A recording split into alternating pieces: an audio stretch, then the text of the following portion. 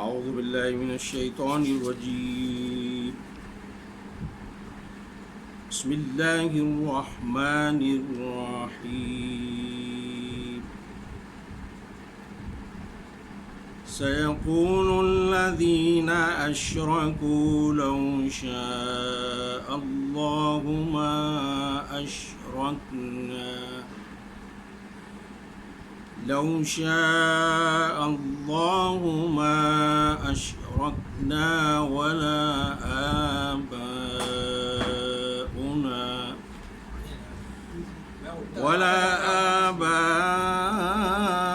آباؤنا ولا حرمنا من شيء كذلك كذب الذين من قبلهم حتى ذاقوا بأسنا قل هل عندكم من علم فتخرجوه لنا إن تتبعون إلا الظن وإن أنتم إلا تخرصون قل فلله الحجة البالغة فلو شاء لهداكم أجمعين صدق الله العظيم. یہ مشرک لوگ تمہاری ان باتوں کے جواب میں ضرور کہیں گے کہ اگر اللہ چاہتا تو نہ ہم شرک کرتے اور نہ ہمارے باپ دادا اور نہ ہم کسی چیز کو حرام ٹھہراتے. ایسی ہی باتیں بنا کر ان سے پہلے کے لوگوں نے بھی حق کو جھٹلایا تھا، یہاں تک کہ آخر کار ہمارے عذاب کا مزہ انہوں نے چکھ لیا. ان سے کہو کیا تمہارے پاس کوئی علم ہے جسے ہمارے سامنے پیش کر سکو؟ تم تو محض گمان پر چل رہے ہو اور نری قیاس آرائیاں کرتے ہو. پھر کہو تمہاری اس حجت کے مقابلے میں حقیقت رس حجت تو اللہ کے پاس ہے. بے شک اگر اللہ چاہتا تو تم سب کو ہدایت دے دیتا. رب اشرح لی صدری ویسر لی امری واحلل عقدۃ من لسانی یفقہوا قولی. یہ ابھی آپ کے سامنے میں نے سورہ انعام کی دو آیت نمبر 148 اور 149 کی تلاوت کی ہے اور اس کی ترجمانی پیش کی ہے. اس کا موضوع یہ ہے کہ مشرکین مکہ جو نبی اکرم صلی اللہ علیہ وسلم کی رسالت کو ماننے سے انکار کر رہے تھے، تو وہ بطور حجت کے، بطور دلیل کے وہ یہ کہتے تھے کہ بھئی اگر آپ کی نظر میں ہم جو کچھ کر رہے ہیں بت پرستی اور یہ اگر شرک ہے تو دنیا میں ہر کام تو اللہ کی مشیت سے ہو رہا ہے، تو ہم تو یہی سمجھیں گے کہ اللہ کی مشیت یہی ہے کہ ہم شرک کریں، اور جن چیزوں کو ہم نے حرام قرار دیا ہے، یعنی جس کو آپ حلال کہہ رہے ہیں، ہم نے اپنے اوپر اس کو محرم کر لیا ہے، تو یہی سمجھا جائے گا کہ یہ اللہ کی مشیت سے یہ سب کچھ ہو رہا ہے. تو اس کے جواب میں اللہ تعالیٰ فرما رہا ہے کہ تم نے آدھی بات کہی ہے، بات ساری یہ ہے کہ جو کچھ ہو رہا ہے یقیناً یہ اللہ کی مشیت سے ہوتا ہے، لیکن اللہ تعالیٰ کی مشیت میں یہ چیز شامل ہے کہ اس نے اپنی مخلوق کو اختیار دیا ہے، انسانوں اور جنوں کو اختیار دیا ہے کہ چاہے تو وہ راہ راست پہ رہیں، چاہے تو برا راستہ اختیار کریں. یہ بھی اللہ کی مشیت ہے، انسان کو جو فریڈم آف چوائس دیا ہے. اصل میں نے ان آیات کا انتخاب اس لیے کیا ہے کہ ابھی آپ نے دیکھا ہے کہ الجزائر کی ایک مسجد ابوبکر صدیق میں امام صاحب تراویح پڑھا رہے تھے اور ایک بلی ان کے کندھے پہ چڑھ گئی اور اس کے بعد جس طریقے سے اس نے ان کو بوسہ دیا، وہ یہی آیات کی اس وقت وہ تلاوت کر رہے تھے، اور یہ اتنا ایک اہم امپورٹنٹ میسج اس کے اندر ہے۔ اور یہ جو واقعہ ہوا ہے اس میں بہت سارے لوگ ایسے ہیں کہ جو یہ سمجھتے ہیں کہ ٹھیک ہے، وہ ایک اتفاق کی بات ہے کہ یہ آیات پڑھی جا رہی تھی اور انہوں نے مطلب یہ کہ اس کو ریکارڈ چونکہ ہو رہی تھی۔ حالانکہ اگر حقیقت دیکھی جائے تو یہ جو منظر تھا، یہ ویڈیو جو ریکارڈ ہوئی ابھی، یہ 24 گھنٹے کے اندر 1 ارب سے زیادہ لوگوں نے دنیا میں دیکھا ہے۔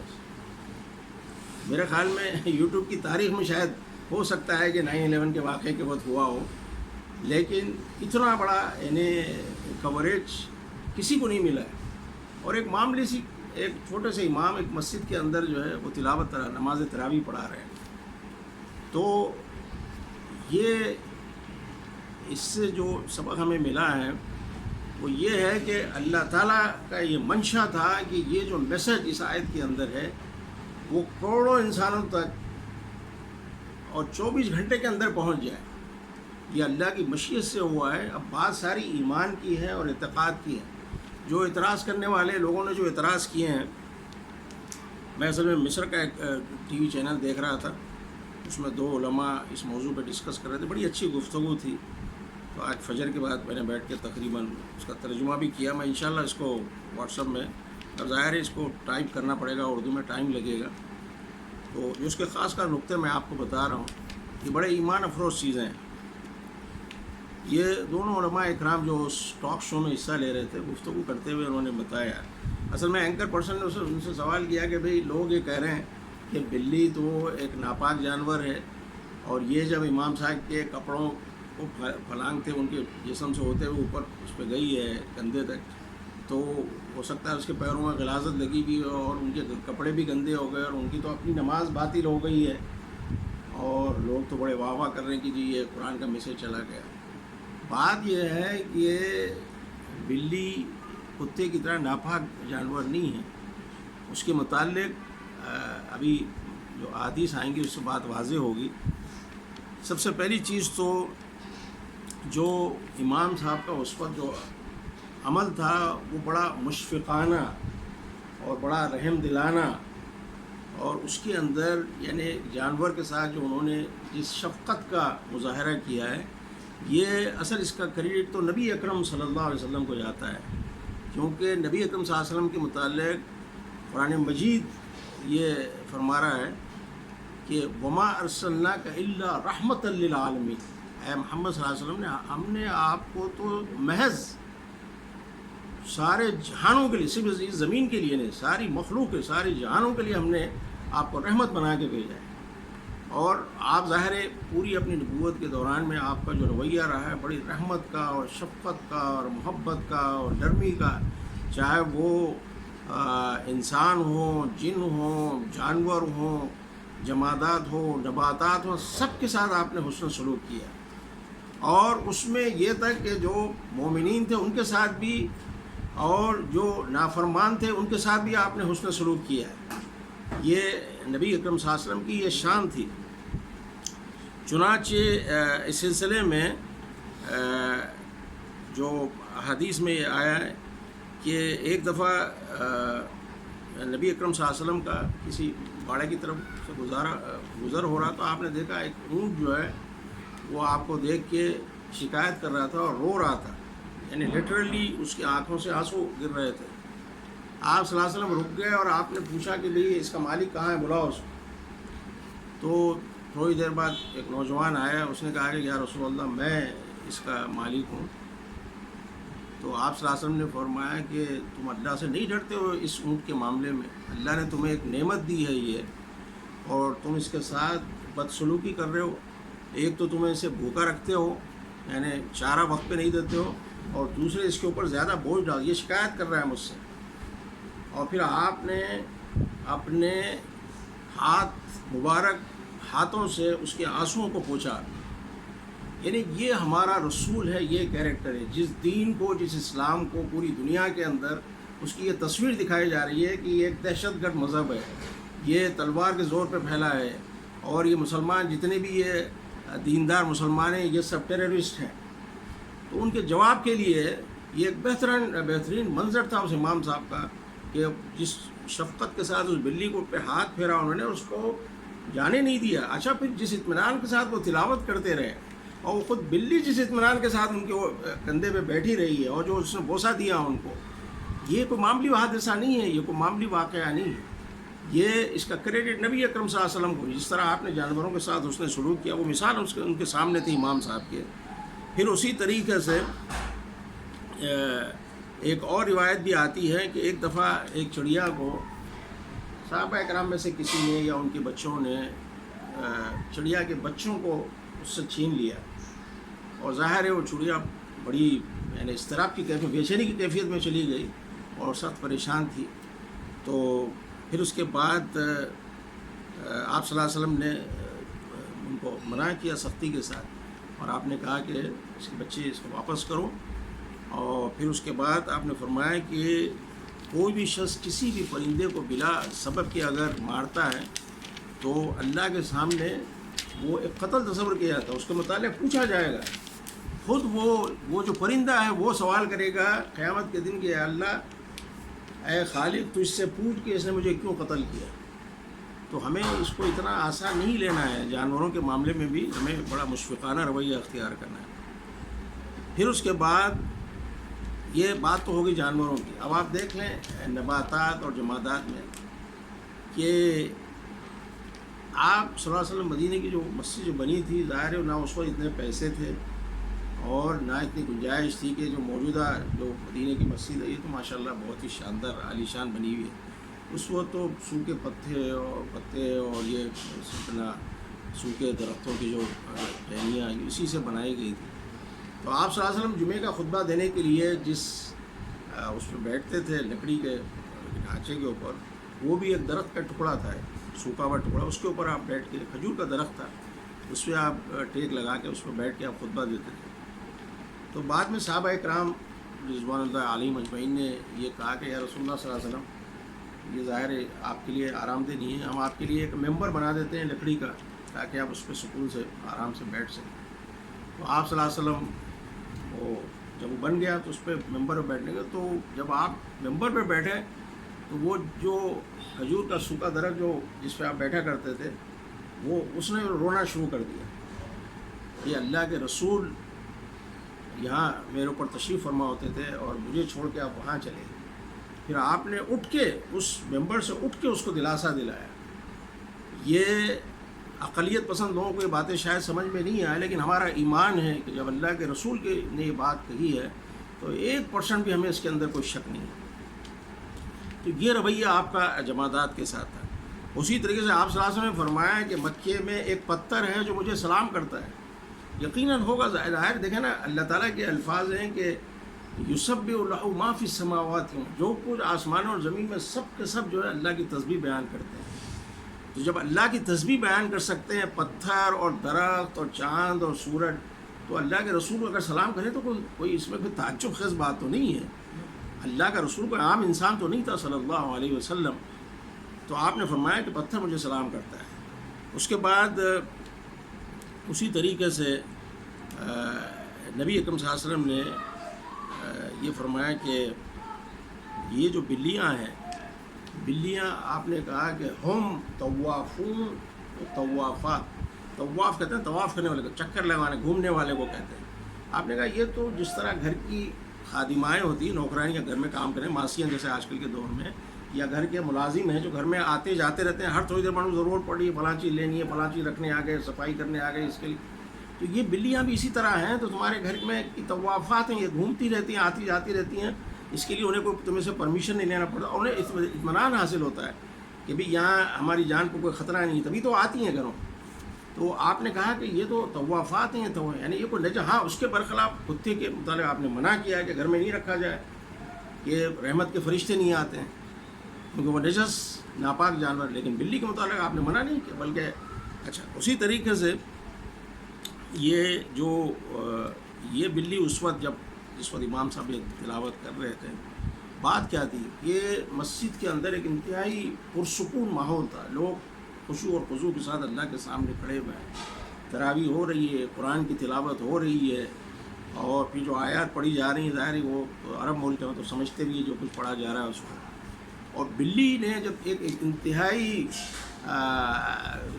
آرام دہ اور اطمینان بخش ماحول کے اندر جب اس نے یہ محسوس کیا کہ کوئی خطرے والی بات نہیں ہے، تو اس کے بعد پھر وہ خود جو ہے وہ بڑے آرام کے ساتھ امام صاحب کے کندھے پہ چڑھ گئی، اور اس کے بعد جو ہے بڑے آرام سے وہ بیٹھی رہی، اور اس نے ان کو وہ بوسہ بھی ان کا لیا.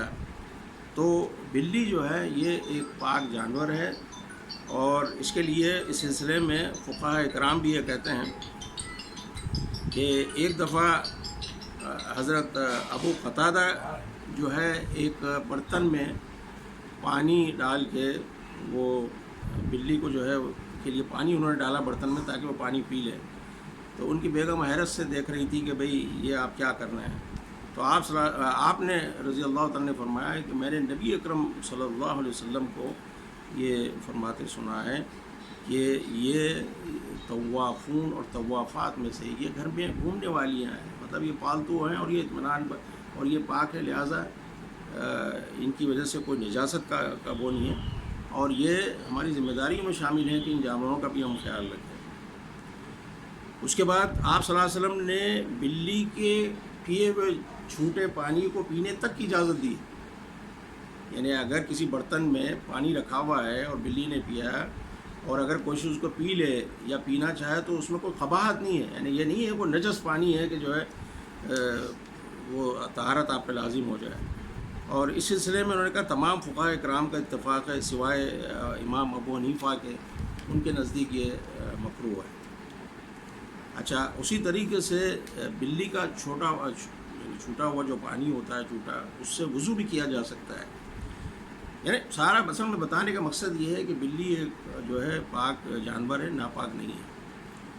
اچھا، اس کے بعد لیکن اس کے ساتھ میں علماء نے یہ بھی کہا ہے کہ اس کا ہرگز یہ مطلب نہیں ہے چونکہ ایک پاک جانور لہٰذا اس کو ذبح کر کے اس کا گوشت کھا جائے. نہیں، یہ اس کی گنجائش نہیں ہے، اس کی بالکل گنجائش نہیں ہے. ظاہر وہ تو حرام ہے جس طرح دوسرے جو ہے وہ جانوروں کا گوشت حرام ہے.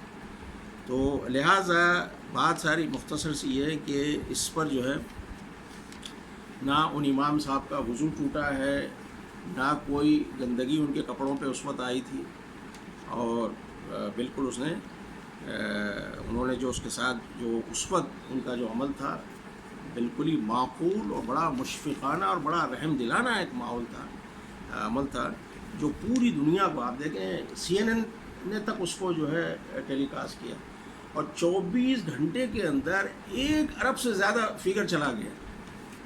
یعنی کوئی تصور نہیں. اچھا، پھر یہ سارا کسی پلاننگ کے تحت ریکارڈ نہیں کیا گیا تھا، یہ تو اتفاق کی بات تھی. اس دن بلی آ گئی مسجد میں اور وہ امام صاحب. اچھا، پھر وہ جو آیات پڑھ رہے ہیں تو یہ فقہاء جن کی میں بات کر رہا ہوں، علماء، یہ جو ٹاک شو سے میں نے لیا ہے، یہ مصر کے ایک TV سے، وہ گفتگو کر رہے تھے اور انہوں نے بتایا کہ دیکھیں یہ جو میسج جو ابھی آیت ہم نے پڑھی ہے کہ کفار یہ کہہ رہے ہیں کہ بھئی اب اگر ہم شرک کر رہے ہیں تو چونکہ دنیا میں سارے کام اللہ کی مشیت سے ہو رہے ہیں، اور اگر ہم شرک بھی کر رہے ہیں تو اس کا مطلب ہے اللہ کا منشا یہ ہے کہ ہم شرک کریں، تبھی تو ہم کر رہے ہیں. نعوذ باللہ من ذالک. یعنی اپنی کوتاہی اور غلطی کو ماننے کے بجائے وہ الٹا اللہ تعالیٰ کو مورد الزام ٹھہرائیں کہ یہ سب کچھ اللہ کی وجہ سے ہو رہا ہے، اللہ تعالیٰ کے منشا کے مطابق ہم سب کچھ کریں. اس کا مطلب چور اگر چوری کر رہا ہے تو اللہ کے منشا سے کر رہا ہے. اس پہ اللہ تعالیٰ نے جواب دیا کہ فَلِلَّهِ الْحُجَّةُ الْبَالِغَةُ، کہ اللہ کی جو دلیل ہے وہ تو پہنچنے والی ہے. اصل تو وہ ہے. اب اصل حقیقت یہ ہے کہ اس دنیا کے اندر ہر چیز اللہ کی مشیت ہے، لیکن اللہ کی مشیت میں یہ بھی شامل ہے کہ اس نے انسانوں کو جو ہے وہ فریڈم آف چوائس دیا ہے کہ تم غلط راستے پہ چلنا چاہو تو گو ہیڈ، ہم تمہیں روکیں گے نہیں، اور اگر برے راستے پہ یا اچھے راستے پہ چلنا چاہو تو پھر ہم تمہیں گائیڈ کریں گے، مزید اس میں ہم کو فیسیلیٹیٹ کریں گے. تو اللہ کی مشیت تو یہ ہے. تم نے تو اپنے اختیار سے جو ہے کفر کو اور شرک کو اختیار کیا، تو تم اللہ کو کیوں مورد الزام ٹھہرائے؟ اور اگر اللہ چاہتا، پھر آیت کا اینڈ جو وہ یہ ہے کہ اگر اللہ چاہتا تو سارے انسانوں کو ہدایت دیتا. اگر اللہ کی یہ مشیت ہوتی پھر تو ضرورت ہی نہیں تھی یہ انبیاء کو بھیجنے کی. اور پھر کفر، جس طرح فرشتے ہیں کہ کوئی فرشتہ نافرمانی نہیں کرتا، سب کے سب جو ہے وہ اللہ کے فرما بردار، اسی طرح انسان بھی ہو جاتا. لیکن اللہ کی مشیت یہ ہے کہ انسان کو آزادی دی جائے، انسانوں کو اور جنوں کو، اور اس کے بعد پھر ان کا حساب کتاب لیا جائے. یہ اصل اللہ کی مشیت. اور یہ میسج جو تھا اس آیت کے اندر وہ 1 ارب سے زیادہ انسانوں تک چند منٹ کے اندر جو ہے اللہ تعالیٰ نے پہنچا. اور دیکھیں اللہ تعالیٰ جب اپنے کسی کام کو کرنا چاہتا ہے تو جس طرح وہ ابابیل کو اللہ تعالیٰ نے استعمال کیا تھا جو کعبے کو ڈھانے کے لیے آئے تھے, ڈیمالش کرنے کے لیے آئے تھے وہ کعبے کو, اسی طرح اللہ نے یہ میسج یہ علماء اکرام یہی کہہ رہے تھے کہ یہ دنیا میں لاکھوں نہیں کروڑوں مساجد ہیں اور کروڑوں اربوں مسلمان روزانہ یہ آیت کہیں نہ کہیں سنتے ہیں, ان کی تلاوت ہوتی ہے, لوگ سنتے سناتے ہیں یا حفاظ پڑھتے ہیں, یاد کرتے ہیں, یاد کراتے ہیں. لیکن کبھی بھی ایسا اتفاق نہیں ہوا کہ کروڑوں اربوں لوگوں نے اس کو 24 گھنٹے کے اندر سنا ہو. اللہ تعالیٰ نے اس بلی کو ایک ذریعہ بنا دیا اور اس کے ذریعے سے ایک انتہائی اہم آیت اربوں لوگوں تک جو ہے چند منٹ کے اندر پہنچ گئی. تو یہ ہے اللہ کی مشیت ہے, یہ ہے اللہ تعالیٰ کی قدرت ہے. اور پھر بلی کے متعلق جو اکثر جو سیکولر لوگ ہیں, جو بے دین ہیں, جو دین بیزار ہیں, مادہ پرست ہیں, جن کی زندگیوں کا مقصد سوائے کھانے پینے اور نفسانی خواہشات کی تکمیل کے کچھ اور نہیں ہے, تو وہ تو ظاہر میں کہیں گے نہیں یہ کیا ٹھیک ہے ایک واقعہ ہو گیا, کوئی خاص بات ہے. خاص بات ہے اس کے اندر, آپ بتائیں خاص بات ہے تبھی تو پوری دنیا نے اس کو نشر کیا ہے, ورنہ کوئی بھی اس کو اتنا آسانی کے ساتھ جو ہے نہیں پھیلاتا اس چیز کو. تو یہ اللہ کا منشا تھا کہ اس آیت کو کروڑوں اربوں لوگوں تک پہنچانا تھا. اور جہاں تک بلی کے پاک ہونے کا تھا, اس کا ایک اور ثبوت بھی اس میں بتانا بھول گیا, وہ یہ کہ حضرت صحابہ اکرام میں جنہوں نے سب سے زیادہ احادیث جن سے مروی ہیں وہ حضرت ابو ہریرہ رضی اللہ تعالیٰ عنہ. اچھا, یہ اسلام لانے سے پہلے یعنی دور جاہلیت میں ان کا نام تھا عبد الشمس یعنی سورج کا بندہ. اسلام لانے کے بعد پھر ان کا نام عبد الرحمن رکھا گیا. نام ان کا عبد الرحمن تھا, لیکن وہ ہمیشہ وہ بلیوں سے اتنی محبت کرتے تھے اور ان کی رکھوالی کرنا, ان کو کھلانا پلانا, ان کا ایک مزاج تھا ان کا. بعض لوگوں میں آپ دیکھیں, ہم بھی دیکھتے ہیں پرندوں سے جو شوق ہوتا ہے ان کو پالنے کا اور ان کا خیال. تو حضرت ابو ہریرہ کا خیال تھا کہ آستینوں میں ان کی بلیاں ہوتی ہیں, آستین میں رکھے وہ. اور آپ ظاہر جب 800 احادیث آپ سے مروی ہیں تو اس کا مطلب حضور کے پاس بہت زیادہ آپ بیٹھتے تھے, تبھی تو سن کے آپ نے جو احادیث بیان کی ہیں. تو نبی اکرم صلی اللہ علیہ وسلم نے کبھی آپ کو منع نہیں کیا, بلکہ آپ کا جو اصل نام عبد الرحمن تھا اس کے بجائے آپ صلی اللہ علیہ وسلم جب ان سے مخاطب ہوتے تھے تو یہ نہیں کہتے تھے یا عبد الرحمن, بلکہ کہتے یا ابا ہریرہ, کہ اے بلی والے. یعنی آپ نے ان کو لقب دے دیا اے بلی والے کا. یعنی یہ نہیں کہا کہ بھئی یہ تم کیا یہ گندگی لے کے اپنے آستینوں میں پھر رہے ہو, نہیں ایسا نہیں کہا. یہ سب سے بڑا ثبوت ہے کہ یہ پاک جو ہے جانور ہے. اب اس پہ ہمارے جو نام نہاد دانشور ہیں اور سیکولر اور لبرل اور خدا بیزار لوگ ہیں, جس طرح کی چاہے باتیں کریں, جس طرح کے چاہے تبصرے کرتے رہیں, لیکن یہ قرآن کی آیت اللہ تعالیٰ نے اس معاملی اپنی مخلوق کے ذریعے سے, ایک بلی کے ذریعے سے کروڑوں اربوں انسانوں تک اللہ تعالیٰ نے اس مسجد کو پہنچا دیا ہے. اور یہ ہے اللہ کی مشیت کہ جب اللہ تعالیٰ کوئی کام کرانا چاہتا ہے تو نمرود کو مارنے کے لیے ایک چیوٹی کو بھی استعمال کر سکتا ہے, اور جو لوگ ابرہا کو مارنے کے لیے ہاتھیوں کو اور ابابیل کو بھی استعمال کر سکتا ہے. جس کو بھی چاہے اللہ تعالیٰ اپنے مخلوق میں سے یہ استعمال کر سکتا ہے. اور اللہ کی جو لاٹھی ہے وہ بے آواز ہے, کسی کو نظر نہیں آتی ہے کہ لاٹھی کہاں سے اور کب آئے. اس کے ہاں تاخیر ضرور ہے, لیکن یعنی وہ جس طرح اردو میں کہتے ہیں دیر ہے لیکن اندھیر نہیں ہے. اور دیر بھی بڑی حکمت کا ہے, ہم اپنی زبان میں اسے دیر کریں لیکن اللہ کے لحاظ سے بالکل صحیح وقت ہے. یہ نہیں ہے کہ اللہ تعالیٰ کو انسان ظلم کرے. جیسے آپ دیکھیں یہ شہر ہمارا 30-40 سال سے یرغمال بنا ہوا تھا چند عناصر کے ہاتھ میں, لیکن اللہ تعالیٰ نے جب مناسب سمجھا تو اس یہاں کے باسیوں پر رحم کیا اللہ تعالیٰ نے, اور پھر ایسا موقع دیا ان لوگوں کو کہ جو اس شہر کے صحیح معنوں میں خادم ہیں اور جو امت میں جوڑنے کی بات کریں, اللہ تعالیٰ ان کو ایک موقع فراہم کرے. یہ اور بات ہے کہ رکاوٹیں بہت ساری ابھی بھی ہیں, لیکن بہرحال یہ اللہ کی مشیت ہے کہ جس کے تحت یہ سارے کام ہو رہے ہیں, اور ہمارا ایمان ہونا چاہیے. میں صرف اس موضوع میں بات کی ہے کہ چونکہ یہ ویڈیو بڑی وائرل ہوئی ہے گزشتہ 4-5 دنوں میں, اور ہمارا کنسیپٹ کلیئر ہونا چاہیے کہ ہم بے دین لوگوں کی باتیں سن کے یعنی غلط افکار کا شکار نہ ہو, بلکہ بالکل ہمارا نظریہ واضح ہونا چاہیے اور صاف ہونا چاہیے۔ وآخر دعوانا ان الحمد للہ رب العالمین۔